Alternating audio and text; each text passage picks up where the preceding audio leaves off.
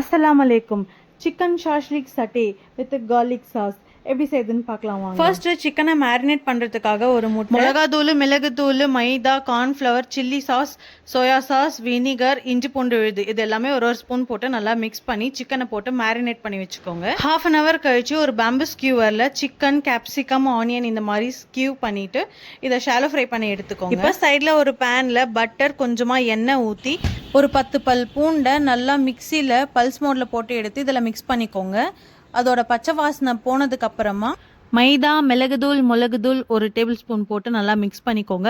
இப்போ சுண்டை காய்ச்சினா ஒரு கப் பால் இதில் ஊற்றி லோ ஃப்ளேமில் குக் பண்ணுங்க. கன்சிஸ்டன்சி நல்லா இந்த மாதிரி திக்கானதுக்கு அப்புறமா ஸ்டவ் ஆஃப் பண்ணிட்டு ஒரு ஹாஃப் லெமனை புழிஞ்சு விட்டுக்கோங்க. இந்த கார்லிக் சாஸை வெறும் வாயில சாப்பிட்டாலே அவ்வளோ சூப்பராக இருக்கும். இப்போ சிக்கன் ஸ்கியூவில் இந்த மாதிரி கார்லிக் சாஸை ஊற்றிக்கோங்க. இந்த காம்போ மேட்ச் மேட் இன் ஹெவன்ங்க, அவ்வளோ டேஸ்ட்டாக இருக்கும்.